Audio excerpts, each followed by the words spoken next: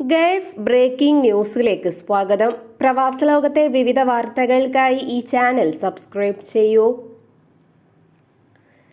മദീനയിലെ ഈ വർഷത്തെ പുണ്യ റമസാനിനായുള്ള ഒരുക്കങ്ങൾ പൂർത്തിയാക്കിക്കൊണ്ട് സൗദി ഇസ്ലാമിക കാര്യ മന്ത്രാലയം വിശ്വാസികളെ സ്വീകരിക്കുന്നതിനായി പള്ളികളിലും പ്രാർത്ഥനാ സ്ഥലങ്ങളിലും സൗകര്യങ്ങൾ ഏർപ്പെടുത്തിയിട്ടുണ്ട്. ഇത് സമാധാനത്തിന്റെയും ആദരവിന്റെയും അന്തരീക്ഷം നിലനിർത്തിക്കൊണ്ട് വിശ്വാസികൾ തങ്ങളുടെ ആചാരങ്ങൾ നിർവഹിക്കുന്നു എന്ന് ഉറപ്പാക്കുന്നു. പള്ളികളിൽ തകരാറുകളോ പ്രശ്നങ്ങളോ ഇല്ലെന്ന് ഉറപ്പാക്കാൻ മന്ത്രാലയം പതിവ് അറ്റകുറ്റപ്പണികൾ ഊർജിതമാക്കുമെന്ന് മദീനയിലെ മന്ത്രാലയത്തിന്റെ ബ്രാഞ്ച് ഡയറക്ടർ ജനറൽ അറിയിച്ചു. കൂടാതെ തടസ്സമില്ലാത്ത സേവനങ്ങൾ ഉറപ്പാക്കിക്കൊണ്ട് മുഴുവൻ സമയവും അടിയന്തര അറ്റകുറ്റപ്പണികൾ നടത്തുന്നതിനായി പ്രത്യേക ഫീൽഡ് ടീമുകളും രൂപവൽക്കരിച്ചിട്ടുണ്ട്. മന്ത്രാലയത്തിന്റെ നിർദ്ദേശങ്ങൾ പാലിക്കുന്നുണ്ടെന്ന് ഉറപ്പുവരുത്തുന്നതിനും വിശ്വാസികൾക്ക് ഫലപ്രദമായ സേവനം നൽകുന്നതിനും ഉദ്യോഗസ്ഥർ, ഇമാമുമാർ, മതപ്രഭാഷകർ, മുഅദ്ദിനുകൾ എന്നിവരുമായി ചേർന്ന് പ്രവർത്തിക്കുന്നുണ്ട്. കൂടാതെ ആവശ്യങ്ങൾ തിരിച്ചറിയുന്നതിനും മികച്ച തയ്യാറെടുപ്പ് നടത്തുന്നതിനുമായി പള്ളികളിലെ പരിശോധനകളും ശക്തമാക്കിയിട്ടുണ്ട്. രാജ്യത്തെ ചെറിയ ക്ലാസുകളിലെ കുട്ടികളിൽ അറബിക് ഭാഷാ പരിജ്ഞാനം വർദ്ധിപ്പിക്കാൻ ലക്ഷ്യമിട്ട് പുതിയ നയം Dubai knowledge and human development authority അവതരിപ്പിച്ചു.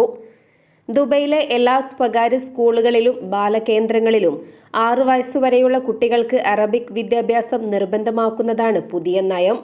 എമിറാത്തി സംസ്കാരം, ഭാഷ, പൈതൃകം എന്നിവയെക്കുറിച്ച് അഭിമാനബോധം വളർത്തുന്നതിനായി സ്കൂളുകളിലും സമൂഹത്തിലും അറബിക് ഉപയോഗം ശക്തിപ്പെടുത്താനാണ് സംരംഭം ലക്ഷ്യമിടുന്നത്. UAE-യിലെ ഇന്ത്യൻ സ്കൂളുകളിലും പുതിയ നിർദ്ദേശം ബാധകമാണ്.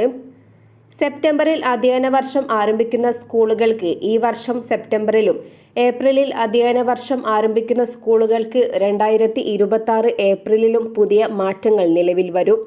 മാറ്റങ്ങൾ ഈ വർഷം സെപ്റ്റംബർ മുതൽ ഘട്ടം ഘട്ടമായി നടപ്പിലാക്കാനാണ് തീരുമാനം. ആദ്യഘട്ടത്തിൽ 4 മുതൽ 6 വയസ്സ് വരെ പ്രായമുള്ള കുട്ടികൾക്കുള്ള അറബിക് വിദ്യാഭ്യാസമാണ് ഉൾക്കൊള്ളുന്നത്.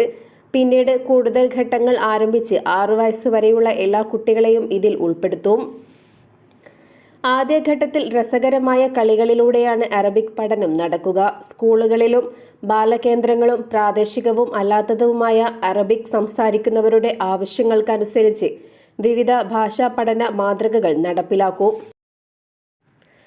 ഈ വർഷം റമസാൻ 30 തികയുമെന്നും നോമ്പിന്റെ പ്രതിദിന ദൈർഘ്യം ഏകദേശം 13 മണിക്കൂറായിരിക്കുമെന്നും എമിറേറ്റ്സ് ആസ്ട്രോണമിക്കൽ സൊസൈറ്റി കൗൺസിൽ അറിയിച്ചു. നോമ്പ് തുടങ്ങും മുതൽ അവസാനിക്കും വരെയുള്ള സമയത്തിൽ കിഴക്കൻ മേഖലയുമായി താരതമ്യം ചെയ്യുമ്പോൾ പ്രദേശങ്ങൾക്കനുസൃതമായി 20 മിനിറ്റ് വരെ വ്യത്യാസമുണ്ടായിരിക്കും. എങ്കിലും UAE-യിലെ എല്ലാ എമിറേറ്റുകളിലും വ്രതസമയം 13 മണിക്കൂർ കടക്കും. മാർച്ച് 1-ന് വ്രതമാസം ആരംഭിക്കുമെന്ന് കൗൺസിൽ പ്രതിനിധികൾ അറിയിച്ചു. മാർച്ച് 29-ന് ചന്ദ്രനെ കാണാൻ സാധ്യതയില്ലാത്തതിനാൽ നോമ്പ് 30 പൂർത്തിയാക്കി 31-നായിരിക്കും പെരുന്നാളെന്നും കൂട്ടിച്ചേർത്തു. അബുദാബിയുടെ ഭാഗമെങ്കിലും സൗദി അതിർത്തി പ്രദേശമായ സലയിലും UAE-യുടെ മറ്റൊരു അതിർത്തിയായ ഖുവൈഫാത്തിലും 20 മിനിറ്റ് വ്യത്യാസം വ്രതസമയത്തിലുണ്ടാകും. താപനില ഏകദേശം 18 മുതൽ 29 ഡിഗ്രി ആയിരിക്കും. എന്നാൽ നോമ്പ് കഴിയുമ്പോഴേക്കും താപനില 34 ഡിഗ്രി വരെ എത്തും. 18 മുതൽ 24 മില്ലിമീറ്റർ മഴ ലഭിക്കാനും സാധ്യതയുണ്ട്. ഖത്തറിൽ തിങ്കളാഴ്ച രാത്രി മുതൽ താപനില ഗണ്യമായി കുറയും. വടക്ക് പടിഞ്ഞാറൻ കാറ്റ് കനക്കുന്നതാണ് കാരണം. അടുത്ത ആഴ്ചയിലുടനീളം സമാന കാലാവസ്ഥ തുടരുമെന്നും അധികൃതർ അറിയിച്ചു. അതേസമയം താപനില കുറയുന്നത് തണുപ്പ് കൂട്ടും. ശക്തമായ കാറ്റിൽ പൊടിപടലങ്ങൾ ഉയർന്നേക്കാം. പൊടിക്കാറ്റിനെ തുടർന്ന് ചില പ്രദേശങ്ങളിൽ ദൂരക്കാഴ്ച കുറയുമെന്നും കാലാവസ്ഥാ വകുപ്പ് കൂട്ടിച്ചേർത്തു. കടൽ തിരമാല 3 മുതൽ 6 അടി വരെ ഉയരത്തിലെത്താം. ചില സമയങ്ങളിൽ 14 അടി വരെ ഉയരും. രാജ്യത്തെ ജനങ്ങൾ ജാഗ്രത പാലിക്കണമെന്നും കാലാവസ്ഥ അപ്ഡേറ്റുകളെക്കുറിച്ച് ബോധവാന്മാരായിരിക്കണമെന്നും അധികൃതർ നിർദ്ദേശിച്ചു. ഗൾഫ് സഹകരണ കൗൺസിൽ രാജ്യങ്ങളിലെ നികുതി നയം സംബന്ധിച്ച് പ്രതിനിധികൾ ചർച്ച നടത്തി. കുവൈറ്റിൽ ചേർന്ന യോഗത്തിൽ ഗൾഫ് രാജ്യങ്ങളിലെ നികുതി വകുപ്പുകളുടെ തലവന്മാരും ഡയറക്ടർമാരും പങ്കെടുത്തു. സെലക്റ്റീവ് ടാക്സ്, മൂല്യവർദ്ധിത നികുതി എന്നിവ നടപ്പിലാക്കുന്നതിന്റെ നവീകരണം ഉൾപ്പെടെ ചർച്ച ചെയ്തു. GCC രാജ്യങ്ങളിലെ വികസനവും സാമ്പത്തിക ഏകീകരണവും ലക്ഷ്യമിട്ടുള്ള നിരവധി നികുതി നയങ്ങൾ ഈ യോഗത്തിൽ അവലോകനം ചെയ്തു. ഒമാനിലെ ഏറ്റവും വിലയേറിയ മൊബൈൽ നമ്പറായി വോഡഫോണിന്റെ 77777777 എന്ന നമ്പർ മാറി. 4,29,500 റിയാൽ എന്ന റെക്കോർഡ് വിലയ്ക്കാണ് ഈ നമ്പർ ലേലത്തിലൂടെ വിറ്റത്. ലേലത്തിൽ നിന്നുള്ള മുഴുവൻ വരുമാനവും സേവന പ്രവർത്തനങ്ങൾക്ക് സംഭാവന ചെയ്യുമെന്ന് വോഡഫോൺ പ്രഖ്യാപിച്ചു. വടക്കൻ ഷർക്കിയ ഗവർണറേറ്റിൽ 135.8 കിലോമീറ്റർ ദൈർഘ്യമുള്ള പുതിയ റോഡുകൾ നിർമ്മിച്ചു. വിവിധ വിലായത്തുകളിലായാണ് വിവിധ പാതകളുടെ നിർമ്മാണം പൂർത്തീകരിച്ചത്. 2025 പ്രാദേശിക കണക്ടിവിറ്റിയും സാമ്പത്തിക വളർച്ചയും വർദ്ധിപ്പിക്കുകയാണ് ഇതിലൂടെ ലക്ഷ്യമിടുന്നതെന്ന് അധികൃതർ കൂട്ടിച്ചേർത്തു. കേരളത്തിൽ നിന്നുള്ള അന്താരാഷ്ട്ര റിക്രൂട്ട്മെന്റ് മേഖലയിലെ സുതാര്യത ഉറപ്പുവരുത്തി സുരക്ഷിത കുടിയേറ്റം സാധ്യമാക്കുന്നതിന് നിയമനിർമ്മാണ സാധ്യത പരിശോധിക്കുന്നതിന് 10 അംഗങ്ങളെ ഉൾപ്പെടുത്തിക്കൊണ്ട് സംസ്ഥാന സർക്കാർ ഉത്തരവ് പുറപ്പെടുവിച്ചു. ആഭ്യന്തര വകുപ്പ് additional chief secretary, Kerala DGP, Norka വകുപ്പ് സെക്രട്ടറി, നിയമവകുപ്പ് സെക്രട്ടറി, നിയമസഭാ secretary, Norka roots resident vice chairman, Loka Kerala Sabha secretariat director, Norka roots chief executive officer, NRI cell police superintendent, IIMAD chair doctor Irudaya Rajan എന്നിവരാണ് കമ്മിറ്റി അംഗങ്ങൾ. സുരക്ഷിത കുടിയേറ്റം ഉറപ്പുവരുത്തുന്നതിന് ബോധവൽക്കരണ പരിപാടികൾ ഉൾപ്പെടെ നടത്തി വരുന്നുണ്ടെങ്കിലും അനധികൃത റിക്രൂട്ട്മെന്റ് ഏജന്റുമാരുടെ കെണിയിൽപ്പെടുന്നവരുടെ എണ്ണം വർദ്ധിച്ചു വരുന്ന സാഹചര്യത്തിലാണ് ഇത്തരമൊരു നടപടി.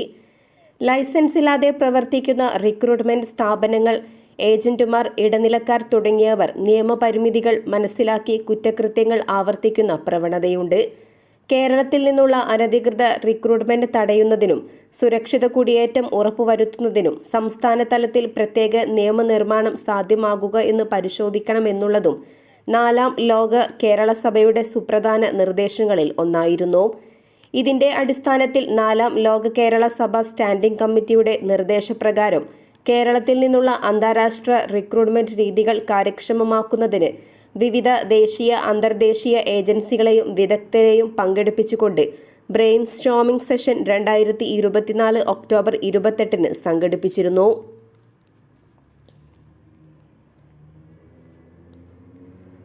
തൊഴിൽ നിയമ ലംഘനവുമായി ബന്ധപ്പെട്ട് നിരവധി വിദേശികളെ ഒമാൻ തൊഴിൽ മന്ത്രാലയം അറസ്റ്റ് ചെയ്തു.